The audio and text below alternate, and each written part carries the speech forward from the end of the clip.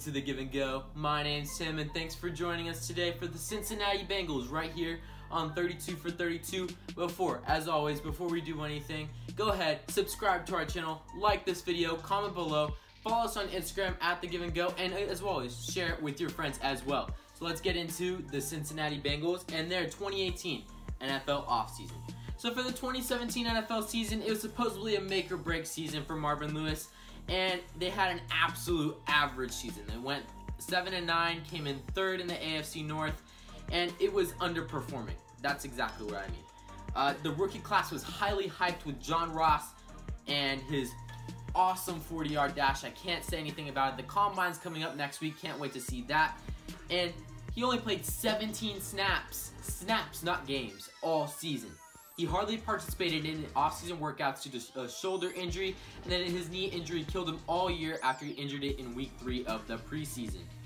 Joe Mixon, the hype running back with some off-the-field issues, was overshadowed by other productive rookie running backs like Alvin Kamara, Christian McCaffrey, Kareem Hunt, and Leonard Fournette. And Carl Lawson, he was definitely one of the best value picks of the draft in the 4th round, and he will be a wrecking force on that defense line for years to come. Andy Dalton and the offense took a step back, and Bill Lazor got the job after Ken Zampese was fired in week 2. The team got blown out by average teams throughout the whole entire year and hardly won the games that they were supposed to win, and therefore they went 7-9. But again, congrats to Andy Dalton. He did help the Bills make the playoffs, not the Bengals.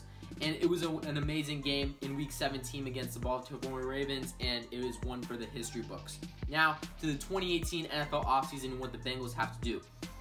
They had to make major changes, but as always, according to the owner, nope. As always, everyone expected Marvin Lewis to be gone. This is the third year. Everybody wanted Marvin Lewis gone, but no. Cincinnati likes it the old way. Marvin Lewis is back with the same offensive coordinator, a different defensive coordinator, with Terrell Austin taking over for Paul Guenther. My one question is that's a second head coach. Terrell Austin was supposed to be a head coach in this league at this point.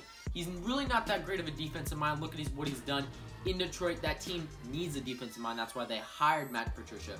But hopefully Terrell Austin can turn around that defense, instill some discipline there, and Bill Lazor has a second year under Marvin Lewis to help develop Andy Dalton into an elite quarterback once again.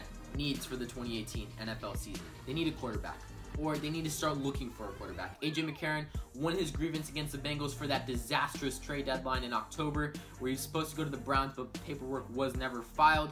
He is an unrestricted free agent, and he will likely be paired elsewhere with the rookie quarterback, like Mike Glennon and Sam Bradford.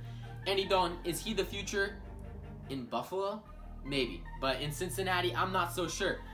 He has an average arm at this point. He has had an up and down career, and the Bengals can get out of his contract if needed with minimal cap hits. That's why I think they should look into drafting a quarterback. If they're really confident in one of these rookie quarterbacks, go grab him in the 1st round. If not, look at the 2nd round. Look at again, Mason Rudolph, Lamar Jackson, Luke Falk are one of those players, the quarterback of the future for your franchise. Take a look at it. Offensive line. Biggest need on that team right now is that offensive line. It is becoming desperation at this point. They let go of one of their best offensive tackles in the NFL, Andrew Whitworth, to the Los Angeles Rams last offseason. They let go of one of the best offensive guards in the NFL, Kevin Zeitler, to the Cleveland Browns last offseason. Both those players are gone. It went from a top 10 line to a bottom 5 in a period of months. Ridiculous. They need to draft someone or trade up. I think that they need to go grab Quentin Nelson if they can trade up in the NFL draft. He's a great offensive guard out of Notre Dame. He's a no-bust prospect in this league. Definitely think he will have a long career. And they also need to address the center position. Russell Bodine, he is a free agent this year, and the offensive line is a mess. They need to spend money on that. Again, now to the money, and more money. They have key free agents this year. Look at Tyler Eifert, Kevin Minter, Andre Smith, Russell Bodine, A.J. McCarron.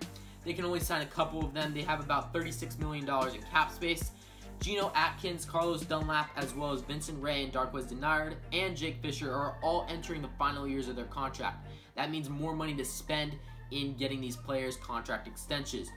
One thing I definitely think they should do is look at salary cap casualties like Brandon LaFell and Michael Johnson, as well as the infamous Adam Pac-Man Jones, as all their contracts are up, and they definitely have some room that they have to add to extend some of these contracts. So, Thank you for joining us today on 32 for 32 on the Give and Go.